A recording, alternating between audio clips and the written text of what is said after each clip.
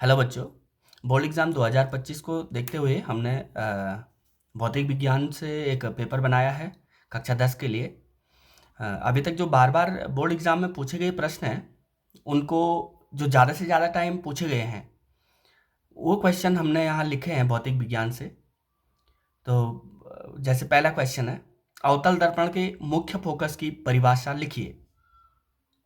तो इसका आंसर हो गया, अवतल दर्पण का मुख्य फोकस अवतल दर्पण के मुख्य अक्ष पर स्थित वह बिंदु जहां पर मुख्य अक्ष के समांतर किरणें परिवर्तित होने के पश्चात मिलती हैं, अवतल दर्पण का मुख्य फोकस कहलाता है।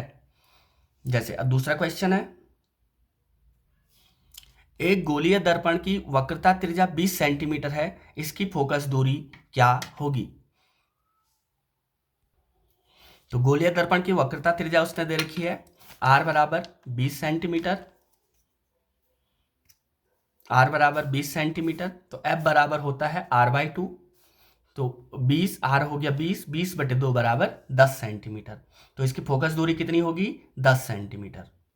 क्वेश्चन नंबर 3 है, हम वाहनों में उत्तल दर्पण को पश्च दृश्य दर्पण के रूप में वरीयता क्यों देते हैं?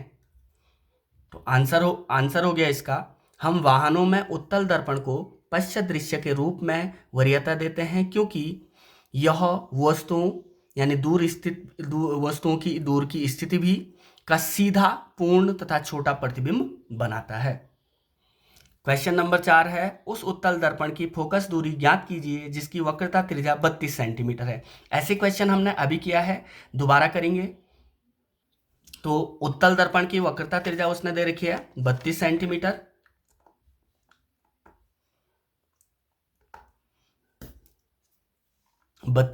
दे रखी है, अतः फोकस दूरी f बराबर r/2 होता है। तो 32/2 बराबर 16 सेंटीमीटर, अतः उत्तल दर्पण की फोकस दूरी 16 सेंटीमीटर होगी। क्वेश्चन नंबर 5 है, वायु में गमन करती प्रकाश की एक किरण जल में तिरछी प्रवेश करती है, क्या प्रकाश किरण अभिलंब की ओर झुकेगी अथवा अभिलंब से दूर हटेगी? बताइए क्यों? तो इसका आंसर हो गया, यदि वायु में गमन करती प्रकाश की एक किरण जल में तिरछी प्रवेश करती है तो यह अभिलंब की ओर झुकेगी क्योंकि जल में प्रवेश करने पर इसका वेग कम हो जाता है। क्वेश्चन नंबर 6 है, प्रकाश वायु में 1.50 अपवर्तनांक की कांच की प्लेट में प्रवेश करता है, कांच में प्रकाश की चाल कितनी है? निर्वात में प्रकाश की चाल c बराबर 3 × 10⁸ मीटर पर सेकंड है। तो बच्चों इसका आंसर हो जाएगा, कांच का अपवर्तनांक म्यू बराबर 1.50। म्यू बराबर कितना है? 1.50 है। निर्वात में प्रकाश की चाल उसने दे रखी है, तो म्यू बराबर c/v ये फॉर्मूला होता है। अतः तो v बराबर क्या होगा? c/μ। तो c की वैल्यू रखेंगे और म्यू दे रखा उसने, इसको कैलकुलेट करके आपके पास आ रहा है 2 × 10⁸ 2 × 10⁸। और उसके बाद अतः कांच में प्रकाश की चाल v बराबर कितनी होगी? 2 × 10⁸ मीटर पर सेकंड। क्वेश्चन नंबर 7वां है, किसी लेंस की एक डायोप्टर क्षमता को परिभाषित कीजिए। तो इसका आंसर हो जाएगा, जब किसी लेंस की फोकस दूरी 1 मीटर होती है तो उसकी क्षमता 1 डायोप्टर होती है। क्वेश्चन नंबर 8 है, किसी समतल दर्पण द्वारा उत्पन्न आवर्धन +1 है, इसका क्या अर्थ है? तो इसका आंसर हो जाएगा, धनात्मक चिन्ह का अर्थ है कि समतल दर्पण द्वारा बना प्रतिबिंब आभासी और सीधा है तथा प्रतिबिंब का आकार वस्तु के आकार जितना है। क्वेश्चन नंबर 9 हो गया, नेत्र की समंजन क्षमता से क्या अभिप्राय है? तो इसका आंसर हो जाएगा, नेत्र की वह क्षमता जिसके कारण वह अपनी फोकस दूरी को समायोजित करके निकट तथा दूरस्थ वस्तुओं को फोकसित कर लेता है, नेत्र की समंजन क्षमता कहलाती है। क्वेश्चन नंबर 10 है, तारे क्यों टिमटिमाते हैं? तो इसका आंसर हो जाएगा, तारों के प्रकाश के वायुमंडलीय अपवर्तन के कारण तारे टिमटिमाते प्रतीत होते हैं। पृथ्वी के वायुमंडल में प्रवेश करने के पश्चात पृथ्वी के पृष्ठ पर पहुंचने तक तारे का प्रकाश निरंतर अपवर्तित होता रहता है, क्योंकि वायुमंडल तारे के प्रकाश को अविलंब की ओर झुका देता है। अतः तारे की आभासी स्थिति उसकी वास्तविक स्थिति से कुछ भिन्न प्रतीत होती है और वे हमें टिमटिमाते हुए प्रतीत होते हैं। क्वेश्चन नंबर 11 है, सूर्योदय के समय सूर्य रक्ताभ क्यों प्रतीत होता है?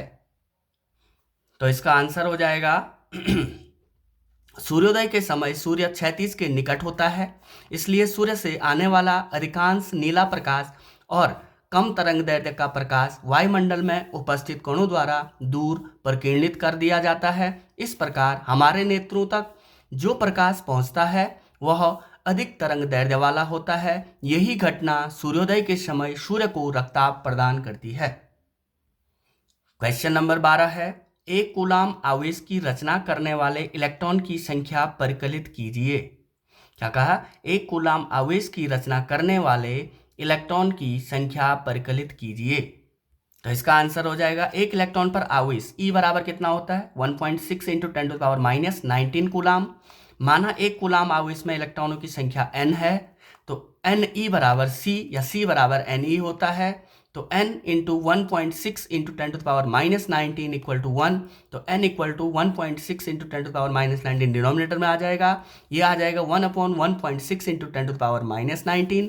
n बराबर 10⁻⁻19 ऊपर गया तो ये आया 10 नेगेटिव था, ऊपर जाके पॉजिटिव हो गया 10⁻19 बाई 1.6 इक्वल टू 10 इंटू 10⁻18। इसको हमने क्या कर दिया, एक पावर इधर डाल दी और ये डिनोमिनेटर में 1.6 कैलकुलेट करके कितना आया 6.25 into 10⁻18 number of electron. Question number 13 है, किसी चालक का प्रतिरोध किन कारकों पर निर्भर करता है? तो आंसर हो जाएगा, किसी चालक का प्रतिरोध निम्नलिखित कारकों पर निर्भर करता है। नंबर 1 पदार्थ की प्रकृति पर, नंबर 2 तार की लंबाई पर यानी R proportional to L, number 3 तार के अनुप्रस्थ काट का क्षेत्रफल पर। क्वेश्चन नंबर 14 है, श्रेणी क्रम में संयोजित करने के स्थान पर वैद्युत युक्तियों को पार्श्व क्रम में संयोजित